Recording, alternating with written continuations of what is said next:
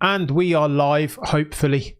Thank you so much for tuning in. We've got some breaking news. I was going to do the usual news roundup and the bulletin and the cheeky video, but this is breaking and we've been talking about this for the past 72 hours plus, right? So I figured, you know what, I'll do a cheeky live and we can review this together. You can see on my left to the right of your screen, this is the Times article detailing that Christian Horner has officially been cleared. And I don't know at this stage who didn't think this was going to happen, particularly as at this morning, news broke via Kim Illman and a couple of other different sources that Christian was travelling out.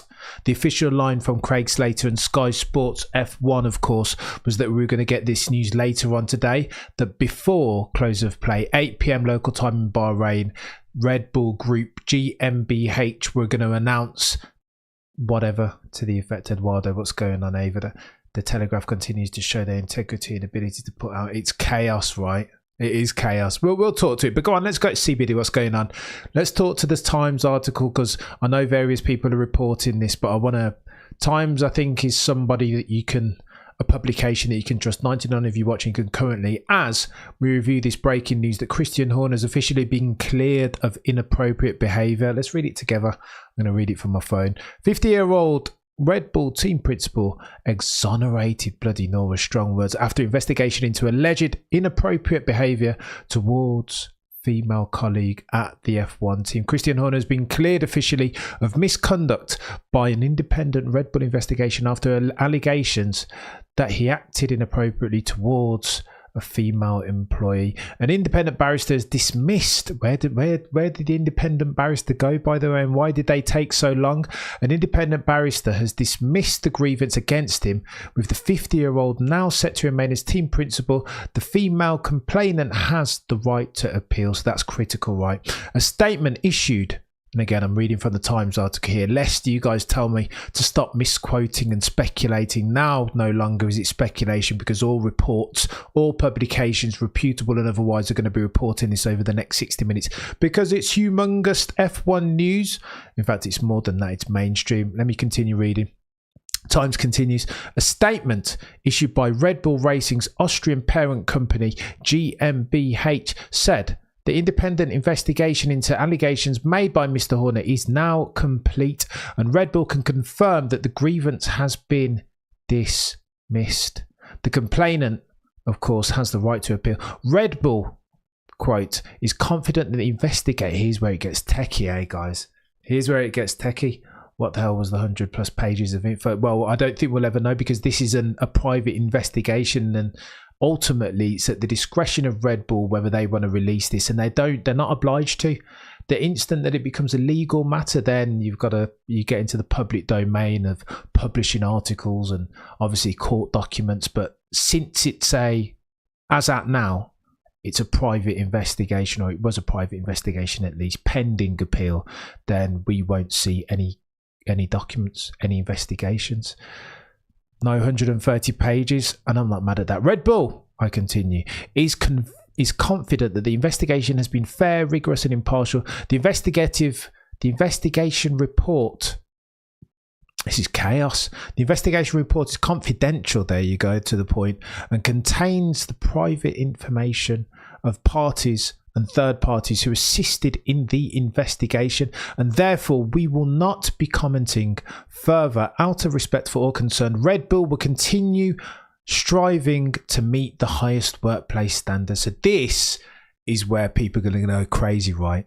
There is going to, although I know we need to presume innocence, there are going to be gazillions of people, naysayers, Red Bull anti-fans, Lewis Hamilton fans, Mercedes fans all around the world, who are going to read that final stanza being Red Bull will continue striving to meet the highest workplace standards, and they're going to call that into question without factual evidence. And that's where it gets a bit dicey. I continue with the Times because, again, I want to stick to the facts here because, of course, it is quite importante. Since Red Bull Austria, continues the Times, have confirmed that Horner was the subject of internal inquiry 3.5 weeks ago, he has been in an intense media spotlight that is even said to have impacted on his home life, with his Spice Girl wife, Jerry Horner. Horner told reporters at the team's launch of their car at Milton Keynes that she had been hugely supportive, but sources have said the strain on her has been considerable. And speaking to those reports, one of the Spice Girls, I want to say Mel B, came out in a publication. Again, how verifiable and how trustworthy this is. You can take that for what you will. But Mel B came out and said that they were all rounding around Jerry Horner during this very difficult time. And ultimately, if there are victims in this circumstance, then Jerry, Christian's wife, and the kids will be principal among those victims. Horner was the subject of a formal complaint by a female staff member who accused him of controlling behaviour. Blimey. As a consequence, he has had to face a 10-hour grilling from a King's Counsel in central London and further questioning from the media at testing in Bahrain last week. Horner consistently denied allegations, yada yada yada, of inappropriate behaviour and continued to operate in his role despite the intense scrutiny. And that's where, when we put on our HR cap, you're looking at it like, well, if this investigation is ongoing, is it appropriate to have Horner rocking up at the launch? And again, when you listen to people that were at the launch, the mood was somber, right? His countenance, his expression was somber. You could tell this was a man going through it. And for the alleged accuser, is it appropriate to have Horner still rocking around? You can debate that point back and forth, right? I am no HR expert, but the HR investigations that I know of that have happened in a private workplace, you tend to suspend both parties, right? Both the accused and the accuser pending. It's almost like a crime scene. You want to cordon it off and make sure that the evidence isn't prejudiced whilst the investigation is ongoing. But I digress. I'll continue reading there. Pressure from sponsors escalated the situation. Ford, which has signed a £200 million partnership with the all-conquering team to develop a new hybrid engine for 2026, called on Sunday for a swift resolution to the crisis. And this is where it gets really techie, right? And it's still going to get techie. It's still going to be techie here on in. How did the sponsors react? Do they get to see the 100-page document? Do they get to do their own due diligence? Or are they just going to assume? Are they going to delegate authority to Red Bull Group and assume that they've done all that they said they were going to do? It's so techie, this, I'm telling you. It is really, really techie. While a report in the Dutch newspaper, The Telegraph, and again, let me pause and read in this.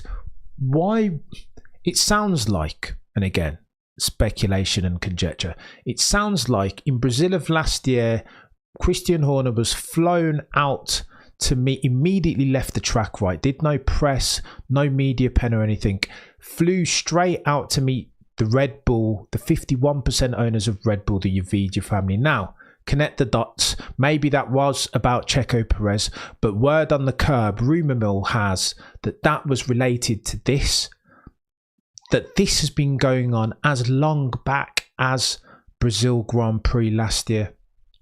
And then you get the wrangling and the power struggle, right? Because the 51% owners, the Verries family, Charlem, who is the head of said family, is fond of Christian Horner to the point where he considers Christian a son. How mad is that? And the 51% owners, what's going on, Nawar? Thank you so much. You're far too kind, Nawar. You blessed me there. Good afternoon, Cameron. Nawar says, been keeping up with your new content. Happy to support the big jump into F1 100%. Nawar, you're an absolute legend. Thank you so much. But I digress, Nawar. So if this has been going on so long, I'm posing questions here, and this is a thought experiment. If this has been going on so long, then why are we only just hearing about it now? And this is me positing questions. Yeah, Violet, listen, I'm trying to monetize this thing. I want to put down my accounting cap and try and crack on with this full time. But I digress. Let's get back to the matter at hand.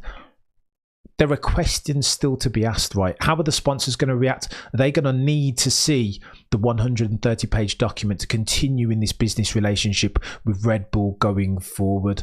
Why was there the gap between Brazilian Grand Prix and now, as far as us understanding? Were there efforts made? Well, we know for a fact, not for a fact allegedly, but we know that Christian Horner, there was an attempt to settle to the tune of £650,000. So like what? I don't know. I don't know. It's massive.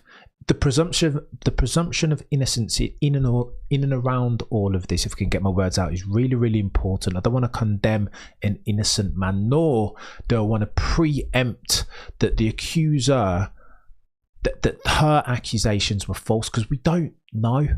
We don't know. Hence why I'm going to stick to this bloody Times article, lest I get myself in trouble. Horner consistently denied the allegations, and again, I suppose there are questions around Red Bull Group's HR, and also, and this is what I have been reading, my own personal due diligence. Also, there are questions ensuing about the power struggle between the family, the Verstappen family, the Thai family that owned 51% of Red Bull Group, and Salzburg, the likes of Oliver Mintzlaff, the likes of Mark Mateschitz, Dietrich Mateschitz's son. Helmut Marko, who obviously rolls up into that Austrian faction, that these guys haven't been getting on for the longest time, and that Christian Horner was the source of their loggerheads. The guys in Austria, you guys have heard me cite, referred to Christian Horner as Icarus. The reference to Greek mythology being Icarus, the one that flew too close to the sun and melted his wings, by virtue of the fact that Christian Horner has had so many PR skirmishes. 9 lives has Christian Horner, and the guys in Austria evidently don't like him. There was a very insightful comment on the back of one of my videos yesterday that said that Oliver Mintzlaff, it's techie for the guys in Austria, because Dietrich Mateschitz didn't delegate power of attorney to those guys like he had when he was alive, as far as all things human resources. If Dietrich was still here, then he would have had the final say. Since Dietrich's not here, you've got to defer to the majority shareholder, and that, of course, is the Thai Verstappen family. So you can't sack, you can't dismiss, nor can you suspend Christian Horner without that family's rubber stamping, because, of course, they have the 51%. And as I'd speculated yesterday, listen, I don't think they're going to... If dynamics are as we understand them to be, that Christian Horner is their golden child. There are cultural differences as far as equality and respect for women in Thailand still ongoing, as there is in a lot of the Western world. But how could we see Christian Horner being dismissed?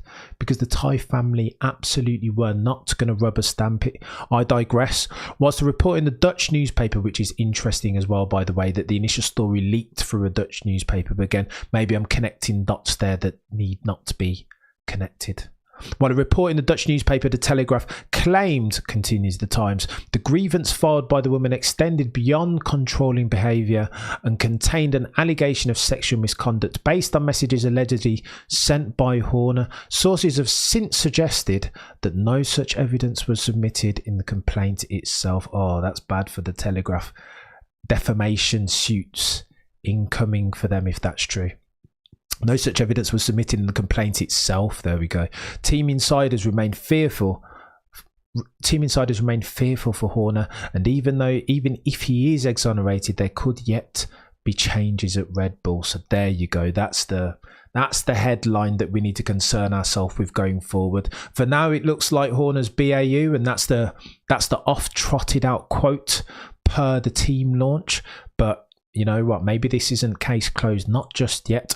The Times continues. Horner has been more exposed since the death of Dietrich Mateschitz, the Red Bull co-founder, who was a powerful ally of the man who has masterminded 7 drivers' championships in 19 years at the helm. While Horner is said to retain the support of Charlam Yavidia, who owns 51% of the Red Bull Group, the opinion on the team principal is said to be divided among some senior figures, and there could yet be a reshuffle instigated by Red Bull Austria. So let me talk to that very quickly. Here's what we know about that.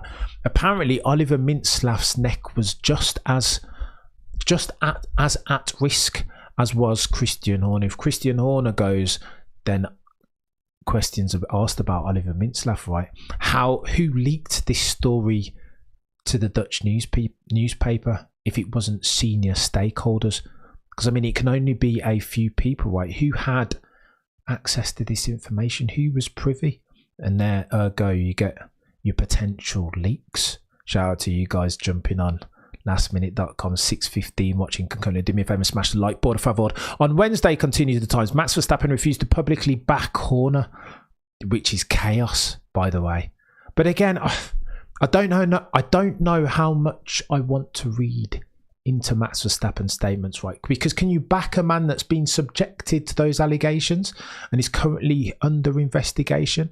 Per the driver's press conference earlier on today, Max was like, listen, I just want to carry on as is. I want to crack on with the season, and hopefully all this allegation and investigation around team principal Christian Horner will come to its suitable end very soon. I don't want to call out the Times as stirring and making a mountain out of a molehill, but sometimes, I don't know, you gotta read some of these things with a discerning eye, right? Connect the dots yourself from a common sense perspective. On Wednesday, Max Verstappen refused to publicly back Horner. The reigning drivers' champion was repeatedly asked in an FIA press conference whether he supported Horner and whether or not he still had confidence in his leadership. Here we go. So they're going to quote it. And again, I can fact check this for myself because I was watching. When asked if he was 100% behind Horner, Verstappen said, well, I'm trusting the process. That's what's happening right now. I do not want to get into that because it's not my case anyway. I don't want to be involved with that. But as a team, yeah, we do trust the process and we just have to be patient because there's no need to start saying things, start screaming things out loud. You have to be patient. I think I've learned that over the years anyway. Techie. As I read it on paper, the tone is a lot different to having watched it. I didn't think Max was saying anything disrespectful, nor had omitted anything that was noteworthy in his support of Christian Horner. Okay, so he's trotted out a PR answer there, but can you back a man? I know Checo Perez at the launch was quite explicitly supportive of his team principal Christian Horner, but if you like, the three-time champion is there. There is agenda in all of this. Are you incentivized to say what Max Verstappen said? Or would you come out ostensibly, explicitly and back your team principal Christian Horner? I don't know. I will be honest. I don't know. It's hard, right? Verstappen admitted while the short-term uncertainty over Horner's future would not hugely affect performance, he could produce on track. Clarity over long-term decision-making was crucial. Now, this is the talk that Martin Brundle, there was an article saying that Martin Brundle started to talk about this being a distraction for Red Bull. Sam Bird had been on the BBC saying, I don't think this will make the car go slower necessarily, but you've got to consider that since 2005, the inception story of Red Bull is intertwined with Christian Horner's journey. I've said it on previous video. Christian Horner as a team principal is synonymous with Red Bull. He is them and they are him. You can't even envision, I can't conceive of a Red Bull faction without Christian Horner at the forefront. Ergo, it's difficult to imagine what this team would look like with an Oliver Mintzlaff or a Jonathan Wheatley at the helm. It would look different, right? It would be different. They would operate and function very differently. No more bombast, you would assume. The PR management would be very difficult. And at this point, I don't know if it's timely. You've kind of got to give Christian Horner some props, right? The gift of any team principal, the great ones, is that they circle the wagon sufficiently from their team operationally. They distance them from what's going on with the C-suite exec level bods, right? They ensure that they can crack on with building a car and optimizing for that car. No more, no less. That's what needs to be done. And I think Christian Horner, alongside Toto to a different extent, that's what he's been brilliant at. Give the red pen to Adrian Newey and co and allow them to do what they do. Build a car. Circle the wagons from your minions, from all this bloody political nonsense. And anybody that's worked with Christian Horner will tell you, if he has a strength for all of his cheeky chappy and line stepping stuff and allegations and, you know what I mean? Like, he's a controversial character and will always be. That's in his fundamental constitution. But if you're going to give, if this is a time that we can truth say and be a bit objective about Christian Horner's respective qualities, his strength is in that politics, right? Is in being able to foster rapport with the Verstappen family to ensure that at a time like this, the 51% owners are going to back him. He's not shabby. He's a proper, he's a Game of Thrones player, isn't he? A chess player, if you will. Verstappen continues, I think he's very important. Otherwise, he wouldn't be in that position for such a long time. Here we go. That's quite supportive. Let's say if your team boss disappears for whatever reason for 1 or 2 races, not much is going to happen because everyone is in their role and they know what they have to do in the short term. But it's all about people management over time. There you go. Max Verstappen has just echoed my sentiments, right? And you need to allow your people to manage and effect change, right? Without fear of reprisal or retribution or infringement from the heads of and the senior stakeholders. Allow the geniuses at Red Bull to get on with their work, right? Allow them to action and do. And that's what Christian Horner has been so brilliant at doing. And here's why there will be wider ramifications for not just Red Bull but for the grid in 2024 if indeed, as this article speculates, there could be an appeal down the road and this case is not necessarily closed. Max Verstappen continues, and of course things will start to be different if one of the leaders starts to not be there anymore, but we are not thinking like that. Like I said before, we just trust the process that we are in as a team, of course, to see what the outcomes will be. Besides that, at the moment, everyone is just very focused on the performance here at the track and everyone is in a good mood and just excited to get going. Blimey. That's what Max Verstappen said. You guys told me in the chat, is that unsupportive of Christian Horner? I don't know what more you could have said, really. People, listen, I know there is story in all of this and I know you should never let truth get in the way of a good plot, but I thought that was... I don't think Max has said anything bad there. Finally, to conclude, Lewis Hamilton was asked whether it was the correct decision to allow Horner to continue working and attending pre-season testing and media commitments with the investigations ongoing given the nature of the allegations.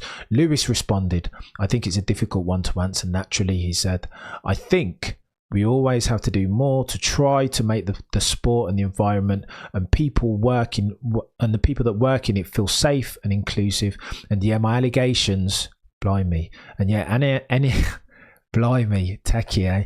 And any allegations have to be taken very seriously. Obviously, we don't know everything that's gone on, but it does need to be resolved as it's currently hanging over the sport. And it'll be really interesting to see how it's dealt with moving forward in terms of in the effect it may or may not have on the sport moving forward. I think it's a really important moment for the sport to make sure we stand true to our values. Seconded, Sir Lewis, like it's crazy. This it's bonkers, and I don't know.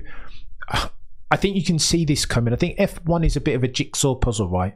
When you understand the politics and the background, the wrangling and power struggle between the Thai family and Salzburg, understand why that's happening. You could always see, and more to the point, key details here, that the Thai family, who are very supportive of Christian Horner, indeed they see him as an adopted son. They own 51% of Red Bull Group's shares. Ergo, they have the veto. They have the final say. You can't dismiss nor suspend team principal Christian Horner without their blessing, and they were never going to bless that circumstance, irrespective of what the investigative document said. And that, ladies and gents, is the bottom line. This political beast that is F1 and teams. That there are mechanics behind it, and ultimately, as my guy Peter Windsor always says, it's people driven. Christian Horner's gift is that he's brilliant at fostering rapport, right? Each and every single time. Ergo, he's done this with the Yavidya family, hence why they didn't want to get rid of him. They see him as an adopted son. It's crazy. There are going to be some, the Telegraph's going to have some answering too, because obviously they've published all this stuff talking about they've seen the evidence and alluded to sexual conduct. That's different from the outcomes of the investigation, if the Times is to be believed. Make of that what you will. Maybe there will be a defamation suit. Maybe Christian Horner will want to leave it alone and get on with BAU in kind. They've got a championship to win, right? The Bahrain Grand Prix is this weekend. Quali is on Friday. They've been really long in trying to resolve this, have Red Bull, and it's a shame for all concerned, the accuser and the accused, Red Bull, F1, Ford, the FIA, FOM, none of these people want this. The drivers, it's overall, it's a bad look. But then you got to balance that with the presumption of innocence. You can't just convict a guilty man without due process and perfect information, understanding the investigation and understanding what's gone on. And this is where some of you guys in the comments were just smashing me. Cameron, how dare you talk about this? You've exploited this topic to the nth degree. All I've done is talk to what's been reported. That's all. I don't want to get sued or have any defamation suits hanging over my case. This is what's been reported, and there we go. That's what's been reported, and apparently it's solved for now. Keen to see the reaction. I think it's interesting the timing that they released it post the driver's press conference again, lest Max Verstappen get any more questions than he's already had. It's super interesting. Let me have a look at some of you guys' comments. Sainz with Red Bull next year, all done. I don't think so, Tiger. I'll be honest with you. Are we going to just tangent into this menial stuff? Big Up the live stream says that Ebo take a random late night out here in Japan. Big Up Cam is the one to drop the news first. Yeah, sometimes you've got to be first past the post with these things. And I just wanted to come out and have the conversation with you guys because the ramifications are widespread. This is absolutely humongous, right? Absolutely humongous. But again, I digress. Let me read some of your comments and then I'm going to go and run away. Mr. says, random thought. The Dutch were upset. Horner canned De Vries, who's Dutch, and replaced him with Danny Rick, who Horner favoured. So, Mister, you know what? There's watch Netflix Drive to Survive. My memory didn't serve me well on the whole Nick De Vries thing. I've been waiting for Nick. If you remember, there was a time, I want to say like 5 years ago, maybe, when Nick won F2. For a while there, everybody was thinking Nick De Vries was going to be the next Lewis Hamilton, right? The next Max Verstappen, that he showed a lot of promise. Myself included within that. I thought Nick, when he looks like a champion and he had the accolades, won F2, but I wanted to see Nick very, very much in F1 just to see what he could do, right? Test the thesis. Is Nick De Vries going to be the next one? Check out their episode on Netflix's Drive to Survive if you think that Christian Horner was exercised the decision in his own image, that he leveraged his own subjectivity. Because I don't remember. I know that Nick De Vries underperformed materially, but when you watch the Drive to Survive episode, like Bottas and Piastri were passing this dude at Monaco. There's not even space for you to pass. It should be easy for you to hold Bottas and Piastri behind you.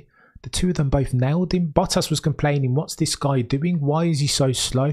Listen, I think this is a difference in extents and not kinds. And sadly for most F1 drivers, sadly for most racing drivers, prior to F1, they're big fishes in small ponds.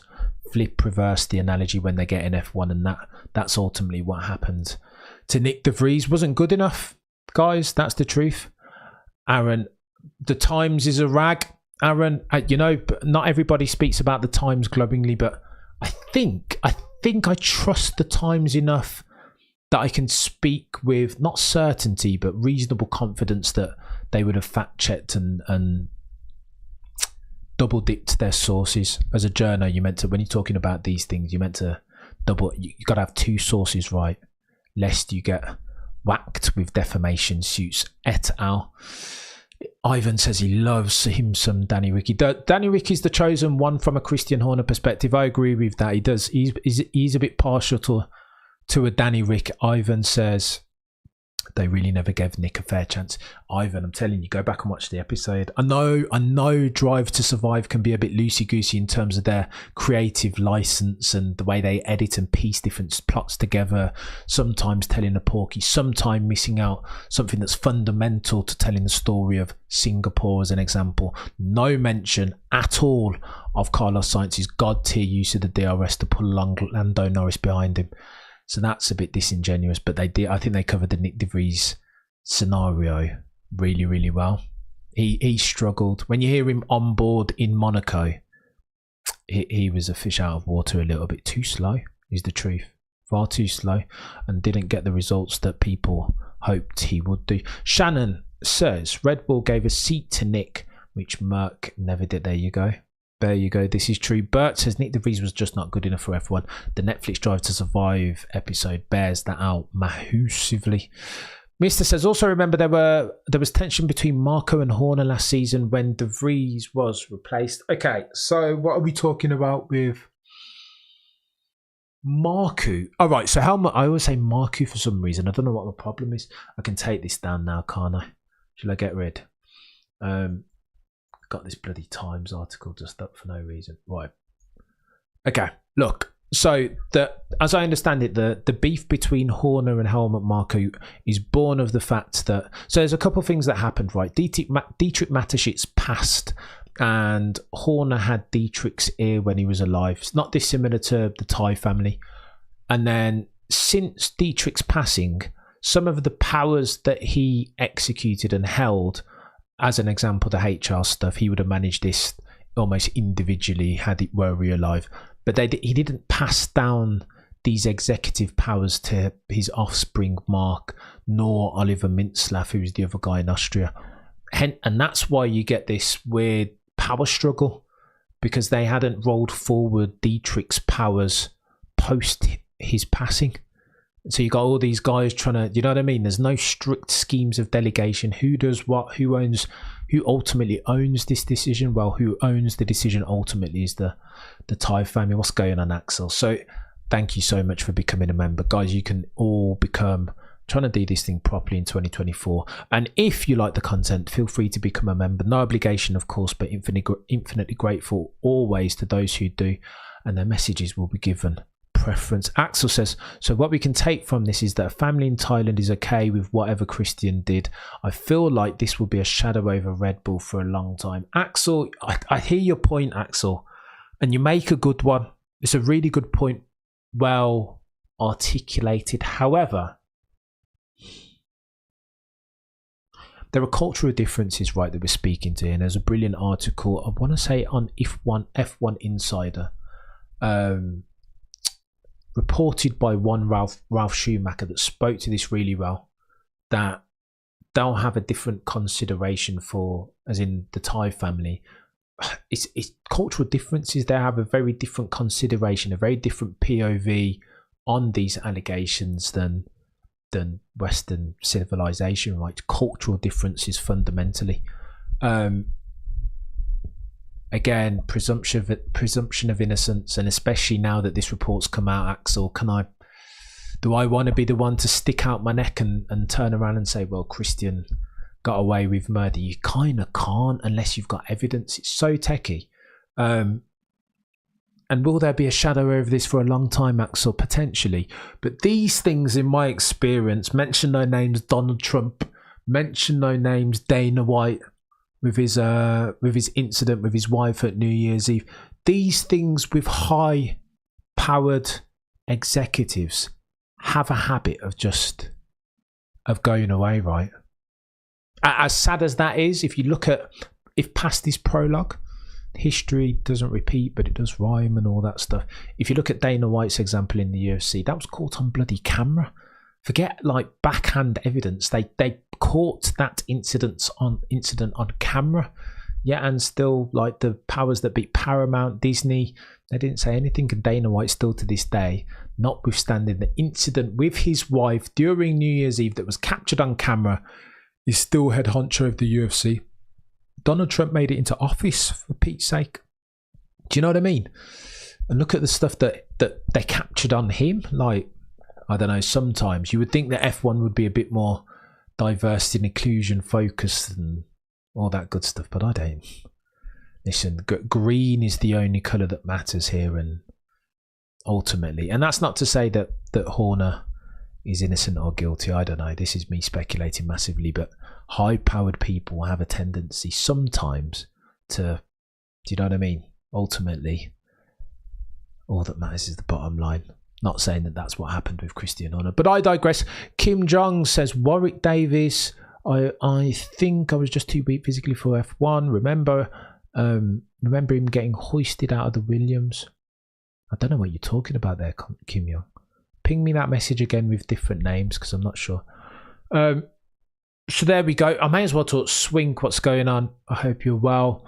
It doesn't matter what the Thai family think. Well, it does, Swink. This is the point. What I'm trying to make to you. How does it not matter what the Thai fucked up? Let me read the Let me finish your comment, Swink, before I jump the gun and be premature. It is what his law is, the jurisdiction. Whether okay, so Swink, you're conflating issues here, mate. There's been no. This isn't a legal issue just yet. This is a private matter within Red Bull Group / Red Bull Racing. Potentially, the accuser might take this up with legal proceedings, potentially, but that hasn't happened yet. For now, this is a private company matter. Red Bull might actually be listed, I don't know, but it's a internal matter, right? Until such point that the accuser makes it not such. Axel says, thank you for your insights. Axel, you're a legend. No, I appreciate the comment and the support. Ivan says, as much as I don't like the person, it was investigated and it was cleared, so not much we can do about it. I don't disagree with that, Ivan. I don't disagree with that. Nick De Vries, Warwick Davis, you guys you're taking the mick, Kim Jong. Absolutely taking the mick. Oh, DTS didn't cover the Perez versus Alonso. I know, that's a pity. This is the problem, DCO, with or Stephen, even with Drive to Survive, that they kind of cherry pick the most juicy stories, and some of the, for diehards, I was just talking to Peter Windsor about this, for diehards, I'm dying for them to tell the Singapore story properly with DRS and 200 IQ race moves from Carlos Sainz. I'm dying for them to talk to that. Didn't do it, did they? Didn't do it, and that's disappointing. Similarly with the Brazil stuff and Fernando El Plan Alonso, mate, I can't remember a moment that got me more enthused and animated last year. Like, that was inject that moment into my veins. I've rewatched it a gazillion times, as have I rewatched the Spanish commentary. It was like, it was absolute levels. Do me a favor, guys, and smash a like on this video, because it helps to tell the algorithm that we're not just out here talking nonsense. Add value settings. I don't know if there was a settlement or not. So Aaron, so I don't know if there was a settlement, but that again, so I don't know how much we can invest, how much stock we can place in the article from the Dutch publication, Das Telegraph. But they said that there was an attempted settlement. $650,000 allegedly was the attempted settlement that was declined by the accuser. Legally, human resource officers will make the claw, not the owners of Swink. I couldn't disagree more with you, mate. I honestly couldn't disagree more with you. Shareholders ultimately have the power. The individuals in any given entity will ultimately be held accountable by the shareholders. Now, they might delegate that authority down to senior management, middle management, but with matters of this importance, the 51% owners being the Verstappen family, they will hold power of attorney. Theirs will be the ultimate say so in this matter. So I disagree respectfully. Swink. Ray, for whatever Jerry decides to do, geez, we'll tell you all you know. I think she'll stand by him. Listen, it's not as marriages are different things, aren't they? Like, you can't, I don't know, people cheat all the time and stay together. Like, there's no, I don't know, there's no one best fit here. There's no one rule that fits all, and you got to respect people's individual relationships, haven't you? Not to sound like an agony aunt, but I'm done with doing, well, Jerry should leave him, and why? People have different they've got kids, and people have different moral compasses and value different things in life and relationships. So who am I as a noddy F1 content creator to say that Jerry Halliwell should leave Christian Horner, not even knowing the substance of what's happened? I'm just reading out what I'm being told and what's being reported. Question is says Ebotech, will this be the absolute end, or will there be a fallout from Ford? And well, I don't. Okay, so let's talk about the Ford thing very quickly, and then I'll touch on other news, and then I'm going to run away. If I talk about Ford super quickly, you know, when the Ford CEO was talking all this stuff about corporate partners and being transparent and not being happy at the opacity of the investigation and wanting to do some due diligence, wanting to see the 130-page investigation that the KC had put together. I wasn't really buying it, I'll be honest with you. I was like, well, Red Bull just go and partner up with Honda again. I feel like the FIA, the terminology, the turn of phrase that the FIA used to characterise their rationale behind dismissing the Andretti application, I feel like is more apropos when talking about the Ford partnership, because Ford have far more to gain in their corporate partnership with Red Bull Racing than do Red Bull. So I've stopped short, haven't I? I'm second guessing. No, I'll go with that. I think that's 100%. Red Bull are the A side in that partnership, and Ford have far more to gain than do Red Bull, in my humble opinion. So I think Ford, for what it's worth, yeah, very noble of them to talk in terms of diversity and inclusion, not exclusion. I understand that it looks good on paper, but listen, Ford's association with the reigning defending constructors and drivers champion is infinitely more beneficial to them than it is to Red Bull, I think.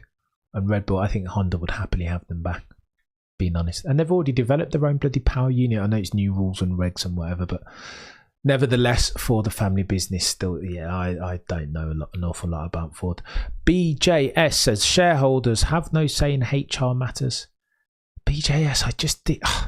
From experience, I just completely disagree with all this stuff. You know, Horner will have a contract stating that under what jurisdiction his contract is enforced, and I would be amazed if it isn't under English employment law. So, I hear you, BJS, and that sounds good on paper, but in practice, BJS, we know that that's not the case, right? Key personnel are allowed to do, and this isn't, I'm not saying this is what Christian Horner did, but key personnel do stuff that's in contravention of HR policy all the time, right?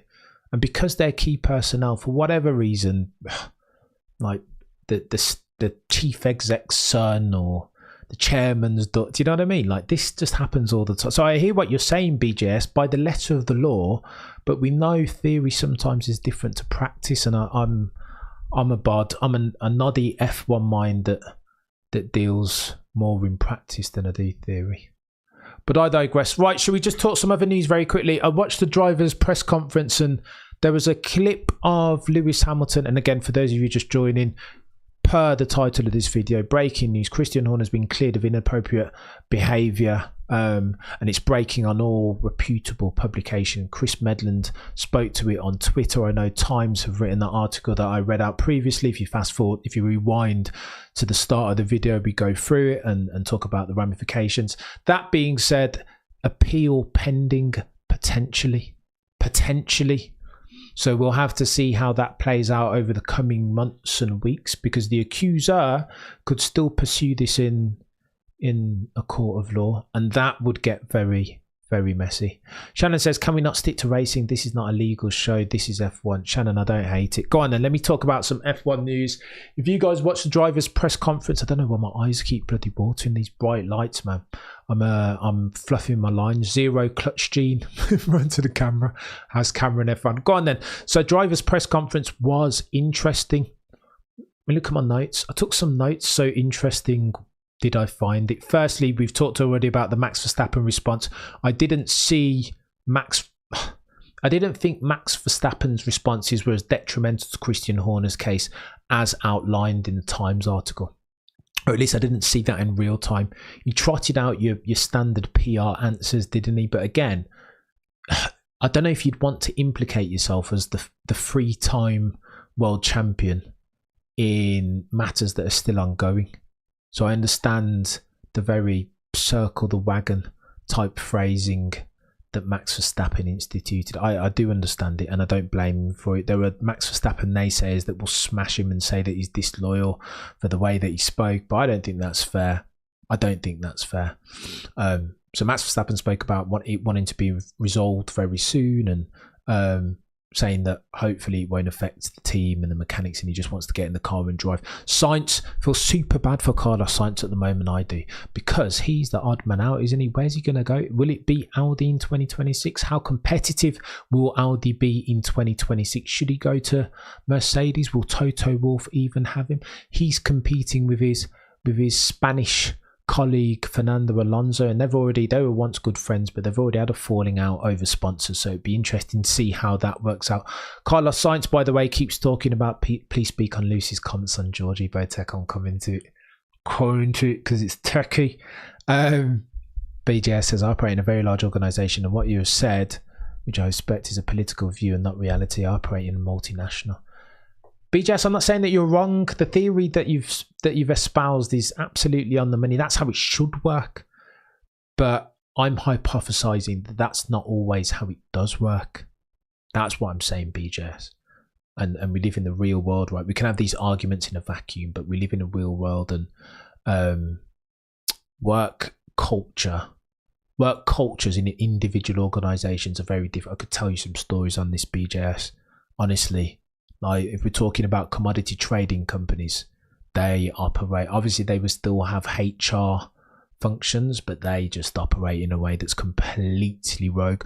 Multinationals yet and still, BJS. We'll have the conversation another day, BJS, and I can let you into some interesting stories that will astound you. Fernando Alonso said, let's wait and see if the team met expectation. So Fernando's cutting a different, the curve his jib was very different. And again, over the past couple of weeks, he's been putting himself very firmly in the shop window. I'm uniquely positioned, said the Spaniard, as the only champion currently on the grid that won't be in a contract at the end of this year. Well, what do you mean, Fernando? What? Like, I thought you were committed to this Aston Martin project, the £250 million factory and all that other stuff, the mega factory, as the Strolls call it. Like, I thought you were in green.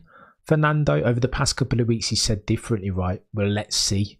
The car wasn't where I expected it to be in testing. Let's see how this plays out. Again, he flip-flops, doesn't he? And again, I've cut a very different tone. The umbrella heading being that Alonso said, let's wait and see if the team meets our expectation, and talked extensively about potential retirement.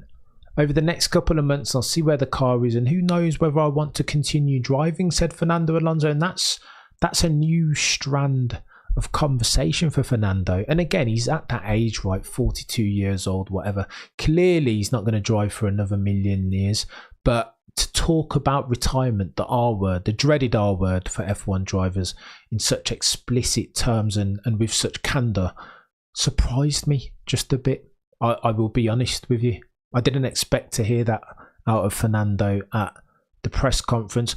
Right, the topic of the day that you guys want me to talk to, Lucy's response to George. Okay, so for those of you that weren't aware, and do me a favour and smash a like, please, if you can. 469 of you currently in the chat, and I'm grateful to each and every single one of you. No news video today. This will be it. Luce was asked at the press conference, you guys know that each race weekend they pick a select few drivers to go and answer questions before the world's media. And Lewis was asked by Sky Sports' Craig Slater, there is talk of Kimi Antonelli. We're going to have to talk about Kimi Antonelli over the next 24 hours. It's Wednesday today. Tomorrow at 1:45 GMT, we see Kimi Antonelli in qualifying, and we'll be live streaming that. I'm not even an F2 man, but this feels so gargantuan, so big for F1 and the racing world more broadly, who are labelling this guy as the next Ayrton Senna. I just want to see super quick. People are saying that he was seconds ahead of the competition in the wet. I want to see with you guys how this guy gets on in his first quali session, even though he's talked about it being difficult, right? He's found the adjustment difficult, and of course he would, because he's meant to be in F3 this year. He skipped to Formula after winning Formula Regional. Good day, Steve. See, I hope you got it. It has been a while, Steve, getting back on the grind. So look, Lewis Hamilton was asked by Sky Sports' Craig Slater about George Russell and Kimi Antonelli. Said something to the effect of, Toto fancies Kimi Antonelli in your seat as at 2025, currently 17 years old, going through F2. He looks like he's really quick. How do you think George will fare as far as his leadership with a super young, quick Kimi Antonelli alongside him? Do you think he's got the leadership skills? And Lewis, before giving the exam answer, the politically correct answer that you'd expect a teammate of George Russell to give, there was an elongated pause.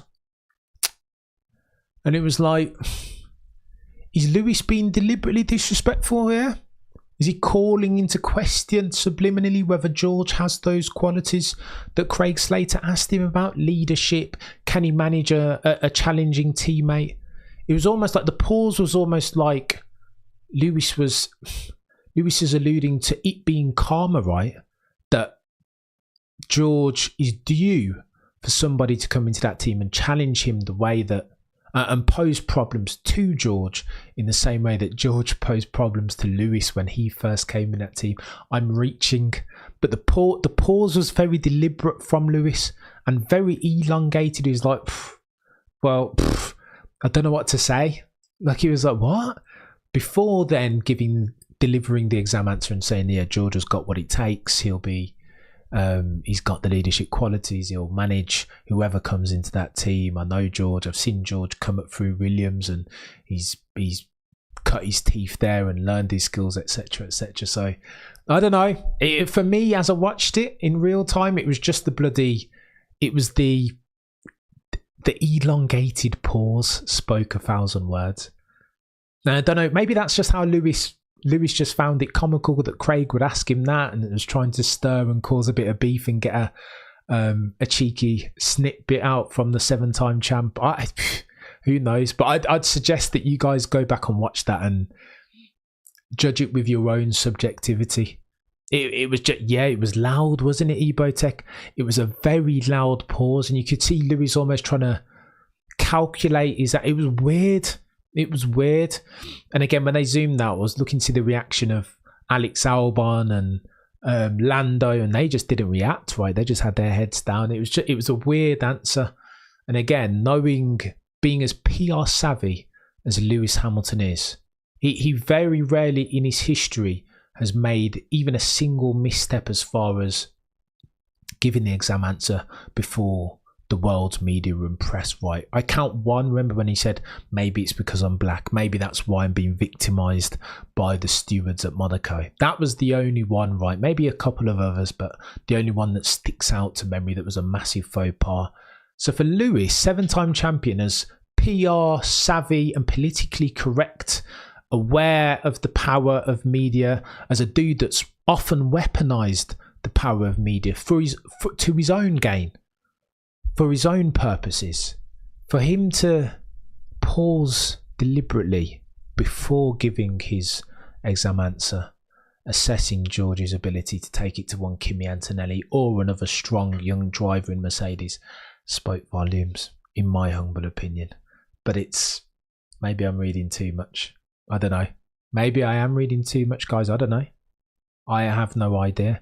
Right. In other news, I've taken loads of notes here because there's so much going on. Where's my other news? Okay, Perez has done what he always does and says that his intentions for this year is to try and beat Max Verstappen. Every time Checo Perez says something like that, I'm just like, Checo? Like, what? Why Checo? Nico Rosberg has given you the blueprint how to beat a teammate who's ostensibly better than you, right? Quicker than you, manages a race better than you, better in terms of his tyre management, better all rounds than you. The way to beat that chap, you've got to, commitment's important, right? You've got to commit to it, as did Nico Rosberg.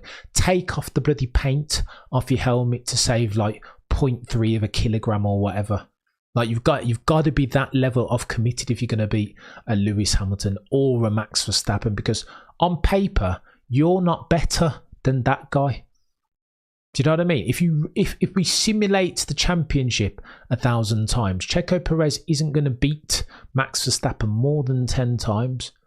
So you're going to need luck. You've got to be fortuitous. You've got to take advantage of examples where Max hasn't had his Weetabix that morning.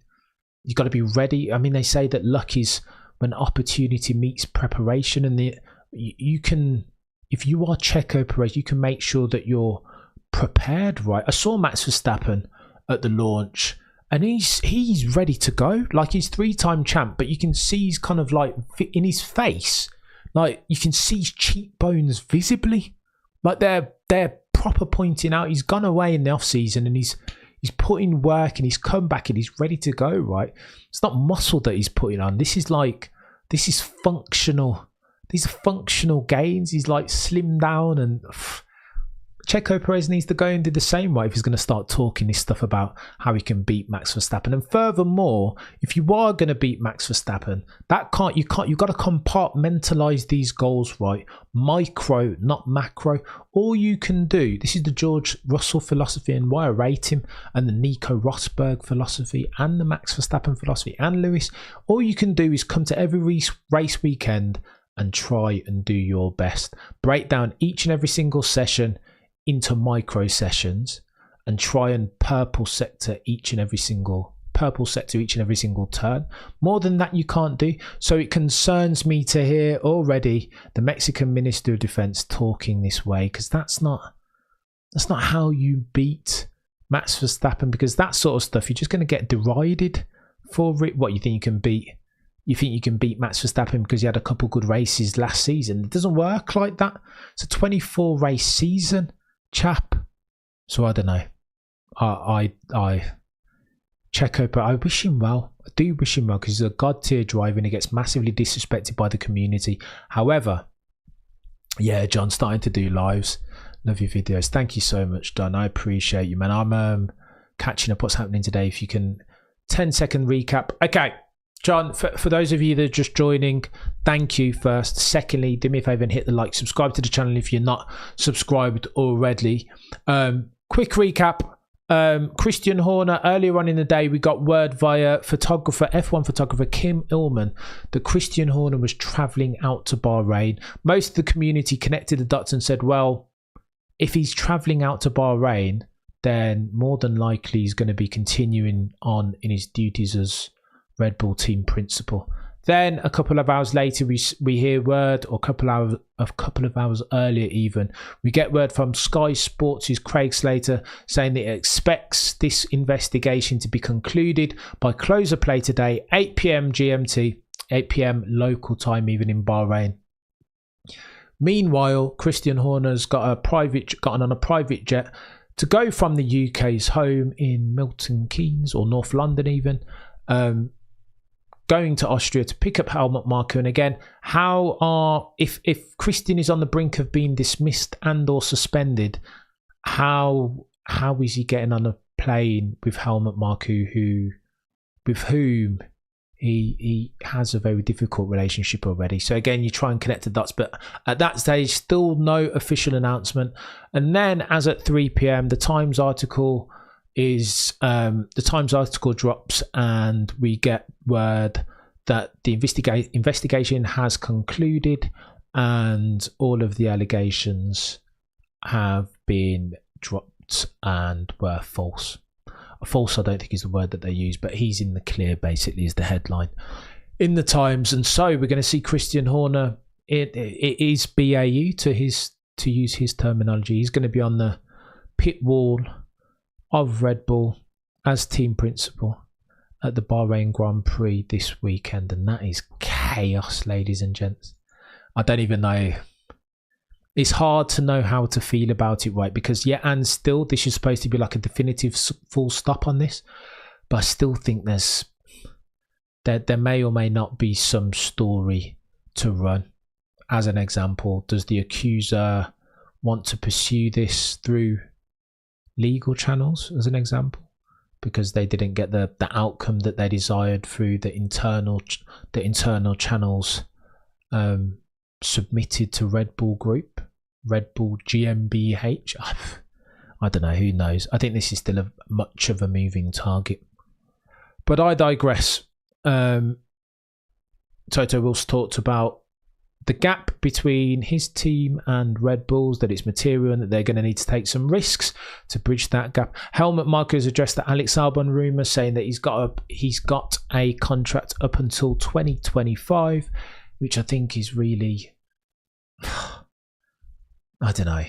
Again, with what we know now about this matter and the political wranglings, the fact that the majority shareholder is the Verstappen family, a Thai family, they will want to see, if possible, a Thai driver or a driver representing their mother's flag in Thailand.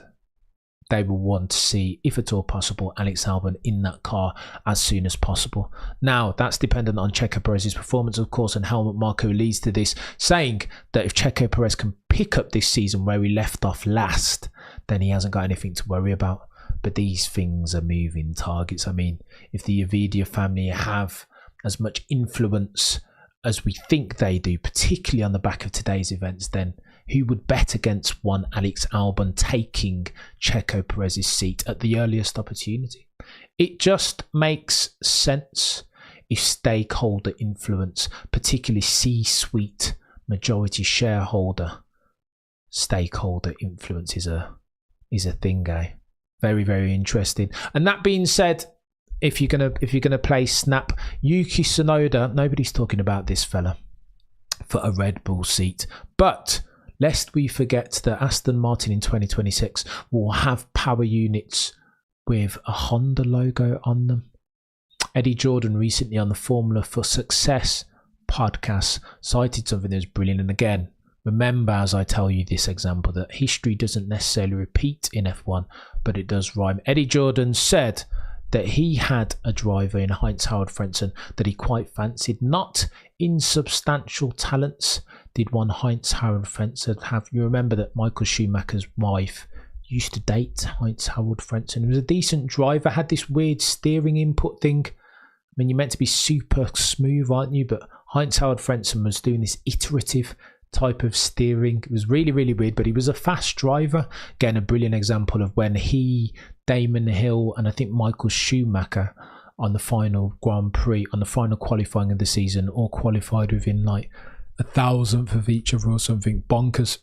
But I say all that to say this: Eddie Jordan said that he wanted to keep Heinz-Harald Frentzen, but Takuma Sato, a Japanese driver at the time, was available, and Honda exercised carte blanche and veto and forced his hand to get rid of Heinz-Harald Frentzen at the time and put in his place the Japanese driver Takuma Sato.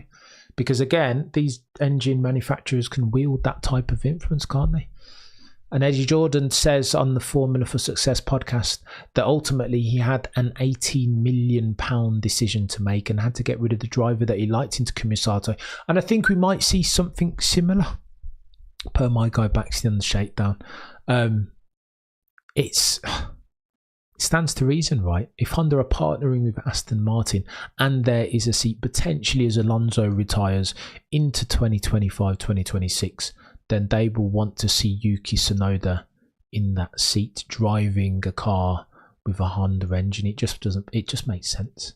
And you guys know, you'll understand if you watch Best Motoring and Gansan and Drift King Sucha, you'll understand that the culture in Japan, they kind of like to see, and like to stay, it's an important thing. This is a real thing to see a Japanese driver driving a car with a Japanese engine manufacturer. That's the way they do it out there. But I digress. All right then, guys, before I run away, do me a favour and smash the like. Only 248 of you have hit the like thus far, and that upsets me because the algorithm's going to think that I'm out here talking nonsense. Whereas I think I'm out here summarising all of the pertinent issues and the pertinent points as far as the no longer ongoing, or maybe still ongoing, Christian Horner allegation fiasco. Very, very fair play to Horner, says Foster. Bloody Nora. Yeah, he's a bit he's very politically astute, isn't he? Take that, Tsunoda chat to the bank. Finally, before I run away, we're going to be streaming on Thursday 1:45. We're going to be streaming F2. Now, I'm not, by no means am I an F2 savant, but I think, again, you guys have heard me talk on multiple occasions now. Personally, the way that I ingest sports, when Jordan's at his peak in 1991 or whenever, that's like not boring, but you've kind of missed the journey. I like seeing F1 drivers that come along and enjoying their ride, right? The beauty is in the journey, not the destination as far as greatness. And if indeed Kimi Antonelli is what people make him out to be, potentially the next one, potentially the next Ayrton Senna or Max Verstappen or Lewis Hamilton, if he is that quick, I want to see his first qualifying session in F2. So we'll be streaming that. You guys feel free to come along and have a cheeky back and forth, because it will be interesting. Greatness incoming. Here's hoping for Toto Wolfsake, Ebotech.